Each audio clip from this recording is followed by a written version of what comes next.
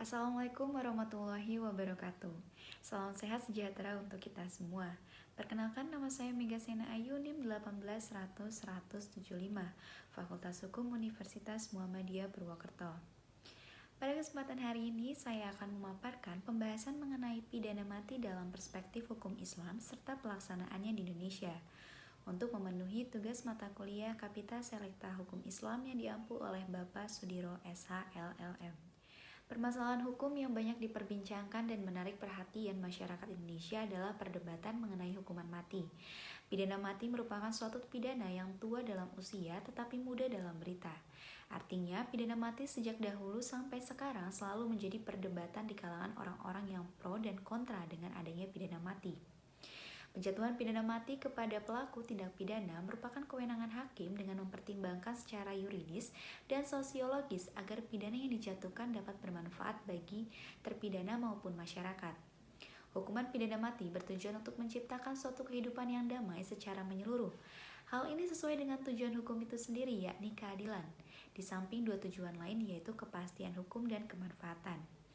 Konteks Indonesia, permasalahan hukuman mati dalam hukum Islam adalah untuk memberikan respon positif terhadap adanya ancaman hukuman mati bagi pelaku tindak kejahatan tertentu, dan ini sesuai dengan jumlah penduduknya yang mayoritas beragama Islam. Oleh karena itu, Anwar Harjono mengatakan bahwa untuk memahami hukum Islam diperlukan daya kemampuan untuk memberi interpretasi yang senantiasa up to date. Hukuman pokok yang diajarkan dalam sistem hukum pidana Islam menurut mayoritas ulama adalah qisas, yaitu hukuman yang setimpal dengan apa yang telah dilakukan oleh pelakunya. Umpamanya, perlakuan terhadap si pembunuh harus dibunuh, sekalipun tidak mesti dengan alat atau senjata yang sama. Dengan kata lain, dia dibunuh kalau dia membunuh dan dilukai kalau dia melukai atau menghilangkan anggota badan orang lain. Qisas ini didasarkan pada ayat Al-Quran dalam surah Al-Baqarah ayat 178 hingga 179, bahwa seseorang yang melakukan jarima pembunuhan harus dijatuhi hukuman qisas, yaitu hukuman yang serupa, yakni hukuman mati. Hukuman qisas tersebut dilakukan bertujuan adalah agar tercipta persamaan keadilan antara yang kuat dengan yang lemah dan golongan yang banyak dengan yang sedikit. Dari ayat itu juga dipahami bahwa hukuman mati tersebut dapat tidak dilakukan apabila wali ataupun keluarga yang terbunuh itu memaafkan pihak yang melakukan pembunuhan. Dengan ungkapan lain, qisas ialah melakukan tindakan pembalasan yang sama. Kendatipun demikian, manakala yang membunuh mendapat maaf dari ahli waris yang terbunuh, yaitu dengan membayar diat atau ganti rugi yang wajar. Pembayaran diat diminta dengan baik, umpamanya dengan tidak mendesak yang membunuh, dan yang membunuh hendaklah membayarnya dengan baik. Islam menentukan cara untuk melindungi masyarakat dari kejahatan pembunuhan, kemudian telah mempertimbangkan hal-hal yang akan terjadi dalam kelompok masyarakat untuk mengatasi hal-hal yang terjadi itu. Maka ditetapkanlah hukum sebagai sanksinya. Dalam hukum Islam ada 3 bentuk pembunuhan, yaitu yang pertama, pembunuhan disengaja, yaitu seseorang dengan direncanakan menghilangkan nyawa orang lain. Terhadap jarima semacam ini, maka pelaku pembunuhan wajib dibunuh. Apabila keluarga korban memaafkan, maka hukuman tidak bisa dijatuhkan.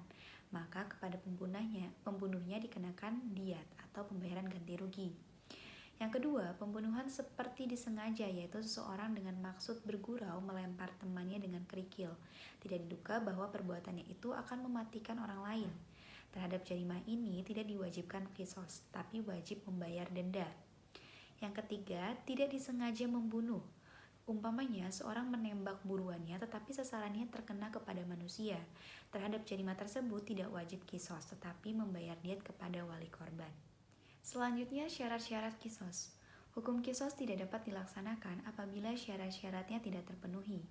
Syarat-syarat tersebut meliputi syarat-syarat untuk pelaku korban, perbuatan atau tindak pidananya, serta ahli warisnya. Yang pertama, syarat-syarat pelaku, yaitu pelaku harus mukallaf atau balik dan berakal, melakukan pembunuhan dengan sengaja. Pelaku harus orang yang mempunyai kebebasan.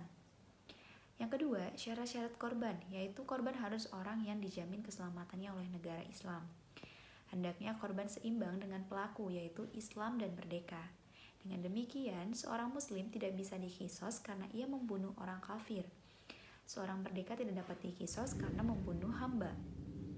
Yang ketiga, syarat untuk perbuatan yaitu bisa diterapkannya kisos bagi pelaku disyaratkan perbuatan pembunuhan harus perbuatan langsung. Contohnya, ketika dia membunuh ya memang dia melakukan pembunuhan tersebut. Perbuatan yang memang dia lakukan secara langsung tanpa ada perantara.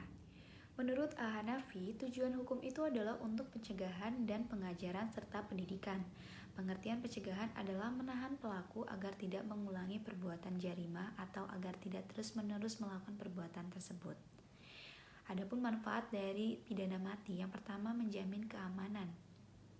Artinya keamanan dari kebutuhan-kebutuhan hidup merupakan tujuan pertama dan utama dari syariat ini. Merupakan hal-hal yang penting dalam kehidupan manusia sehingga tidak bisa dipisahkan. Yang kedua, menjamin keperluan sekunder. Ini menyangkut hal-hal yang penting bagi ketentuan itu dari berbagai fasilitas untuk penduduk dan memudahkan kerja keras dan beban tanggung jawab mereka. Yang ketiga, membuat perbaikan-perbaikan perundang-undangan Islam adalah membuat perbaikan-perbaikan yaitu menjadikan hal-hal yang dapat menghiasi kehidupan sosial dan menjadikan manusia mampu berbuat dan urusan-urusan hidup secara lebih baik. Pelaksanaan pidana mati di Indonesia. Pidana mati adalah hukuman terberat yang dapat dijatuhkan pengadilan, yaitu dengan mencabut nyawa seseorang sampai mati. Dalam KUH pidana terdapat 8 kejahatan yang diancam dengan hukuman pidana mati, yaitu Pasal 104, Pasal 11 ayat 2, Pasal 124, Pasal 140 ayat 3, Pasal 365 ayat 4, Pasal 368 ayat 2, dan Pasal 444. Pidana mati selalu diancam dengan pidana penjara seumur hidup atau selama 20 tahun. Jika seorang hakim menjatuhkan pidana mati, maka hukuman itu tidak boleh dijalankan sebelum presiden diberi kesempatan akan memberikan gerasi atau mengubah pidana mati menjadi hukuman penjara seumur hidup atau sementara. Hal ini dimaksudkan agar supaya jangan sekali-kali seorang yang tidak bersalah dihukum mati dengan sesuatu kekhilafan hakim. Maka hakim yang luar biasa pada pengadilan negeri tidak boleh mengadili kejahatan-kejahatan yang diancam dengan pidana mati. Majelis Ulama Indonesia mendukung keputusan pemerintah dalam menghukum mati para bandar narkotika dan obat-obat berbahaya karena narkoba memiliki dampak negatif yang besar terhadap masyarakat. MUI telah mengeluarkan fatwa nomor 53 tahun 2014 terkait dengan hukuman bagi produsen, bandar, pengedar, dan penyalahgunaan narkoba. Ini adalah salah satu fatwa MUI dari 5 fatwa yang dikeluarkan. Dengan adanya fatwa ini menegaskan bahwa Islam mendukung adanya penerapan pidana mati di Indonesia sebagai salah satu hukuman bagi pelaku kejahatan luar biasa atau dikenal dengan kejahatan extraordinary. Baiklah, kesimpulan dari apa yang sudah saya paparkan, hukuman pokok yang diajarkan dalam sistem hukum pidana Islam menurut mayoritas ulama adalah qisas, yaitu hukuman yang setimpal dengan apa yang telah dilakukan oleh pelakunya. Seumpama pelaku terhadap si pembunuh harus dibunuh, sekalipun tidak mesti dengan alat atau senjata yang sama. Dengan kata lain, dia dibunuh kalau dia membunuh dan dilukai kalau dia melukai orang lain. Pidana mati selalu diancam dengan pidana penjara seumur hidup atau selama 20 tahun. Jika seorang hakim menjatuhkan pidana mati, maka hukuman itu tidak boleh dijalankan sebelum presiden diberi kesempatan akan memberi gerasi atau mengubah pidana mati menjadi hukuman penjara seumur hidup atau sementara. Hal ini dimaksudkan agar jangan sekali-kali seseorang yang tidak bersalah dihukum mati dengan sesuatu kekhilafan hakim. Maka hakim yang luar biasa pada pengadilan negeri tidak boleh mengadili kejahatan-kejahatan yang diancam dengan pidana mati. Baiklah, sekian dari apa yang dapat saya sampaikan. Semoga pemaparan saya dapat memberikan manfaat bagi kita semua dan menambah ilmu untuk kita semua. Wabillahi taufiq walhidayah. Wassalamualaikum warahmatullahi wabarakatuh.